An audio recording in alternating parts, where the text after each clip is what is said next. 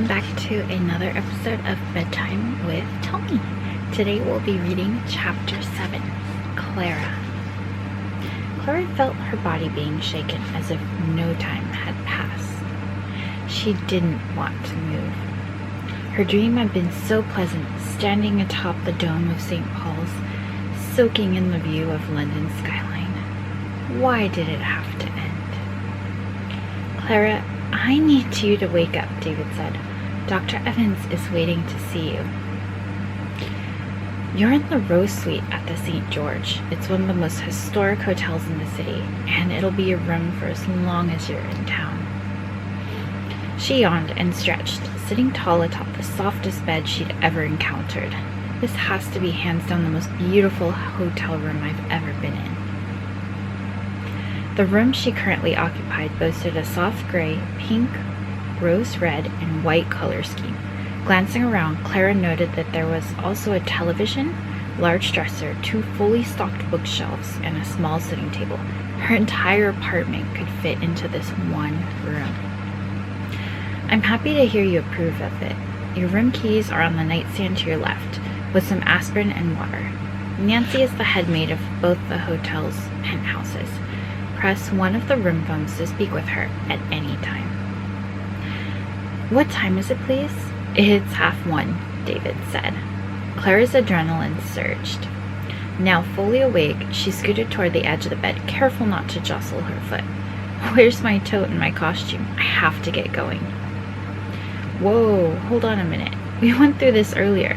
Dr. Evans is here to see you before you go anywhere. I promise. You have time. Knock, knock. A man with thinning red hair and mustache poked his head inside. Miss Little, welcome to the UK. I'm just sorry it's under a less than ideal circumstances. Allow me to introduce myself. I'm Dr. James Evans. He spoke with a thick Irish accent, and it took Clara a moment to understand him, but she attributed that to the fatigue. Dr. Evans had perfect posture and an air of command, appearing as if he could remain calm in any situation. She inclined her head and waved shyly. It's nice to meet you, Doctor. Dr. Evans, David smiled widely and walked over to him. The 2 men exchanged handshakes. Your Highness, I apologize for the delay. I heard that young Edmund had gotten himself into trouble again. I assumed I would be taking care of him first, not this lovely lady in front of me. Dr. Evans paused and smiled at Clara. Miss Little, my wife and daughter both hope to see you dance this evening. Dance? David asked. He shot her a questioning glance, his blue eyes widening in amazement. Oh yes, Miss Little is a very gifted ballerina from America. My wife has been reading up on your career and watching quite a few internet videos of your dancing since she learned you'd be performing this evening. The Evans women have been looking forward to your performance for the past week. I've heard quite a bit about you at the dinner table. Dr. Evans's eyes twinkled in mirth. As sad as my daughter was to hear about the Bolshoi's Prima being out, my little Jenna was even more excited to hear you would be replacing her. Clara's pulse beat quickly against her ribs. Doctor, I have to be at rehearsal at 3. Then I'd better hurry it along. I know just how important rehearsals are for dancers. I'll just, take my leave and give you 2 some privacy, David stammered, startling toward the door. Clara, I'm truly sorry for earlier. He bowed his head and started to close the door. It suddenly hit her that this was goodbye. When David walked through that door, she wouldn't see him again. In spite of her better judgment, she called out, David, wait. He pivoted. Yes? That is to say, why is it so hard to find the right words? I hope our paths will cross at least one more time in the next couple of days. I'd like that. They held one another's gaze for a moment. Then he slipped out the door. I'll be as quick as I can, Dr. Evans reassured her, rummaging inside his medical bag and extracting a penlight. Let's see what's going on here. I'm sorry, Dr. Evans. I didn't mean to zone out. Clara centered herself on the bed. He clicked the penlight on and pointed it in her eyes. Reactions normal, he noted, and took a closer look at her forehead. No stitches required, but a nasty little bugger of a bruise will be on your forehead for a few days. Try not to tie your hair back too tightly. What else seems to be troubling you? My foot. She stretched her leg out in front of her. Clara had always referred to her feet as ugly duckling feet. The satin point shoes that gave the illusion of moving weightlessly across the stage were painful and caused bunions, blisters, bruised toenails, and more often than not, ingrown toenails. She took care to soak her feet in an Epsom salt bath and an ice bath every night, but it was never enough. Dr. Evans palpated the bones of her foot softly and applied just enough pressure to thoroughly examine it without making it more painful than necessary. It's extra tender along the 4th and 5th metatarsals, isn't it? Clara nodded. He sighed. Without an x-ray, I can only speculate, but I suspect you've fractured both toes. Her heart sank. Broken toes might not sound serious to the average person, but for a ballerina, it was a disaster. He removed a set of latex gloves. My professional medical advice is for you not to dance in it. However, your feet tell me you've danced on worse before. She nodded again.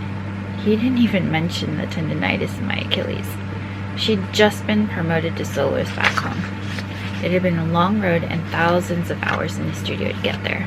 She looked forward to finally being able to enjoy the fruits of her labor. The performance season was about to get underway with her company. Yet now, Clara would have to tell her director the dreaded news. She'd be out for at least the next 2 to 3 months while her injury healed. Since you're only dancing a pas de deux, I don't believe you'll exacerbate the injury any farther than it already is. As the father of a young ballerina, I understand the precarious situation you're in. Opportunities like tonight don't come often. You're a professional. You're aware of what's at stake. So I'll leave it up to you to decide. How would you like to proceed? Thank you, she whispered with relief. There's no doubt in her mind. She would dance tonight fully cognizant of the consequences. She released a deep breath that she had been holding. When I take the stage tonight, I'll be performing alongside dancers who are household names. Even if it's only for one night, my name is going to be listed in the same program as them.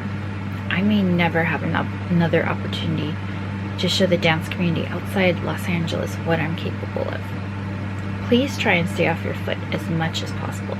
You must promise me that you'll rehearse cautiously and not keep on your point shoes any longer than absolutely necessary. I'd highly encourage you to ice your foot intermittently until it's time to warm up for the show. He reached into his medical bag and held up a clear vial. I'll give you a small dose of a numbing agent. I don't want anything strong. It's important for me to be able to feel the floor when I'm dancing. Understood. He gestured to the aspirin. At the very least, take 2, please. As Clara reached for a glass of water, Dr. Evans jotted his mobile number down on his business card. Ring me the second the curtain goes down this evening. I'd like to check you over before you return to the hotel. She took his card from his hands. That's awfully kind, but I'd hate to inconvenience you. It's no trouble at all. I'll be in the audience this evening with my wife and daughter.